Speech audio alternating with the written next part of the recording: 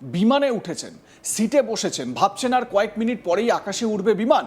কিন্তু হঠাৎ যেন বদলে গেল গোটা পরিস্থিতি। ঠান্ডা হাওয়ার বদলে কেবিনের ভিতর ধেয়ে এলো গরম। মিনিট যত গড়ালো ততই বাড়লো অস্বস্তি। শরীর ঘামে ভিজে যাচ্ছে, শ্বাস নিতে কষ্ট হচ্ছে, কেউ হাত পাখা দিয়ে হাওয়া করছেন, কেউ আবার মুখ ঢেকে বসে আছেন। মনে হচ্ছে বিমান নয়, একটা বন্ধ গ্যাস চেম্বারের ভিতর আটকে পড়েছেন। বাইরে তখনও বিমান রানওয়ের উদ্দেশ্যে এগোয়নি, অথচ ভিতরে যাত্রীদের কাছে প্রতিটি মুহূর্ত যেন আতঙ্কের। প্রশ্ন একটাই, এই অবস্থায় কি সত্যি বিমান ওড়ানো হবে? শেষ পর্যন্ত যাত্রীদের ক্ষোভ এমন জায়গায় পৌঁছলো যে বিমানকে ফিরিয়ে আনতে হলো বেতে। তারপর বাতিলই হয়ে গেল গোটা ফ্লাইট। বিমানে যান্ত্রিক গোলযোগের খবর যখন বারবার সামনে আসছে, তখন এই ঘটনায় অস্বস্তি যেন আরও বাড়িয়ে দিচ্ছে সেই আতঙ্ক।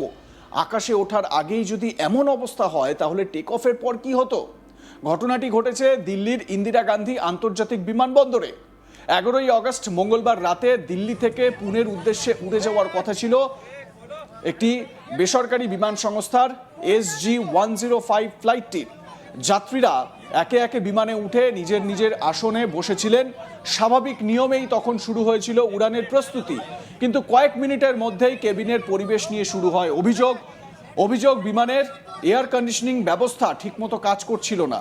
ফলে কেবিনের তাপমাত্রা ক্রমশ বাড়তে থাকে, আর সেই গরমের সঙ্গে যুক্ত হয় দম বন্ধ করা পরিবেশ। যাত্রীদের একাংশের দাবি, শুধু গরমই নয়, পর্যাপ্ত বাতাস চলাচল হচ্ছিল না।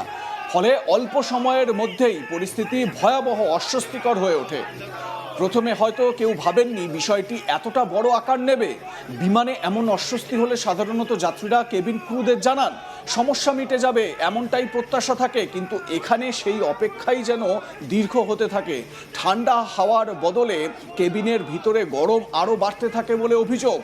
একজন দুজন করে যাত্রীরা আপত্তি জানাতে শুরু করেন। কেউ জানতে চান এয়ার কন্ডিশনিং কেন কাজ করছে না, কেউ জানতে চান বিমানটি কি এই অবস্থাতেই উড়বে। এরপর পরিস্থিতি বদলে যায় দ্রুত। বিমানের ভিতর যাত্রীদের অস্বস্তি তখন আর ব্যক্তিগত সমস্যা থাকেনি। একের পর এক যাত্রী একই অভিযোগ করতে শুরু করেন। প্রচণ্ড গরমে ঘামতে থাকেন অনেকে, কারো শ্বাসকষ্ট শুরু হয়, কেউ আবার বারবার উঠে দাঁড়াচ্ছিলেন। বন্ধ কেবিনের ভিতরে বসে থাকা ক্রমশ কঠিন হয়ে উঠছিল। বিমান তখনও আকাশে ওঠেনি, অথচ যাত্রীদের মধ্যে তৈরি হয় এক আতঙ্ক। এই সমস্যা যদি এখনই ঠিক না হয়, তাহলে আকাশে ওঠার পর কি হবে? দেখুন সেই মুহূর্তের ভিডিও, কি দমবন্ধ পরিস্থিতি।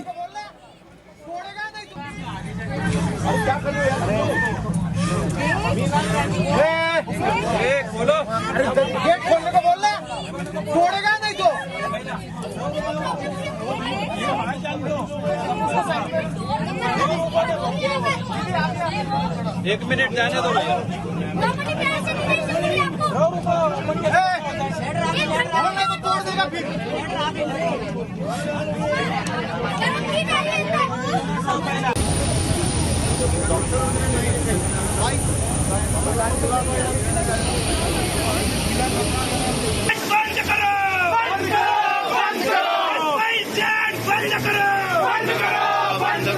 हमारे जान से खेलना बंद करो, जान से खेलना बंद करो, बंद करो, बंद करो। स्पाइसजेट मुर्दाबाद, मुर्दाबाद, मुर्दाबाद। स्पाइसजेट मुर्दाबाद, मुर्दाबाद, मुर्दाबाद। लोगों के जान से खेलना बंद करो, बंद करो, बंद करो। बदतमीजी बंद करो, बंद करो, बंद करो। स्पाइसजेट मुर्दाबाद, मुर्दाबाद, मुर्दाबाद।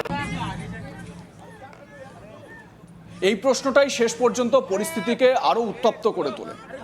যাত্রীদের একাংশ স্পষ্ট জানিয়ে দেন, কেবিনের পরিবেশ স্বাভাবিক না হওয়া পর্যন্ত তারা বিমানে যাবেন না, কারণ তাদের কাছে বিষয়টি শুধুমাত্র আরামের ছিল না।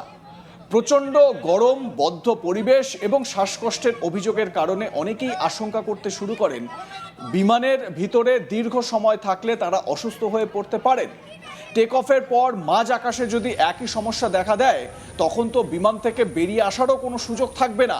সেই আশঙ্কাই সম্ভবত যাত্রীদের আপত্তিকে আরও তীব্র করে তোলে। এর মধ্যেই সোশ্যাল মিডিয়ায় ছড়িয়ে পড়ে বিমানের ভিতরের একাধিক ভিডিও। এক্স হ্যান্ডেলে এক ব্যবহারকারী সেই ভিডিওগুলি পোস্ট করেন। ভিডিওগুলিতে যাত্রীদের অস্বস্তি এবং ক্ষোভের ছবি সামনে আসে বলে দাবি করা হয়েছে।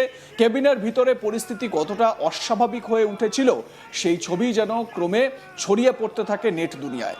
যাত্রীদের অভিযোগ, তারা দীর্ঘক্ষণ এমন পরিবেশে বসেছিলেন যেখানে গরম থেকে স্বস্তি পাওয়ার মতো পরিস্থিতি ছিল না। একটা সময় পরিস্থিতি এমন জায়গায় পৌঁছে যায় যে 100-রও বেশি যাত্রী ওই বিমানে যাত্রা করতে অস্বীকার করেন বলে রিপোর্টে দাবি করা হয়েছে। অর্থাৎ বিষয়টি আর কয়েকজন যাত্রীর অসন্তোষে আটকে থাকেনি। একসঙ্গে এত যাত্রী যখন বিমানে উঠতে আপত্তি জানাচ্ছেন, তখন পরিস্থিতি সামলানো কার্যত কঠিন হয়ে পড়ে। প্লেনের দরজা বন্ধ, যাত্রীরা ভিতরে, বাইরে বিমানবন্দরের ব্যস্ততা, আর তার মধ্যেই কেবিনের ভিতর বাড়ছে উত্তাপ। বাইরে থেকে বোঝার উপায় নেই কি হচ্ছে। যে বিমান, যে প্লেন কয়েক মিনিটের মধ্যে আকাশে উড়ে যাওয়ার কথা ছিল, সেটি শেষ পর্যন্ত ফিরিয়ে আনা হয় বেতে। যাত্রীদের আপত্তির পর বিমানের উড়ান বন্ধ রেখে সমস্যা সমাধানের চেষ্টা করা হয়, কিন্তু শেষ পর্যন্ত আর পরিস্থিতি সামাল দেওয়া যায়নি বা স্বাভাবিক করা সম্ভব হয়নি। বাতিল হয়ে যায় দিল্লি পুনে স্পাইস জেটের SG-105 ফ্লাইট। मुझे जान से खेलना बंद करो, बंद करो, बंद करो। स्पाइस जेट मुर्दाबाद, मुर्दाबाद, मुर्दाबाद। स्पाइस जेट मुर्दाबाद, मुर्दाबाद, मुर्दाबाद। लोगों के जान से खेलना बंद करो, बंद करो, बंद करो। ये बदतमीजी बंद करो, बंद करो, बंद करो। स्पाइस जेट मुर्दाबाद, मुर्दाबाद, मुर्दाबाद।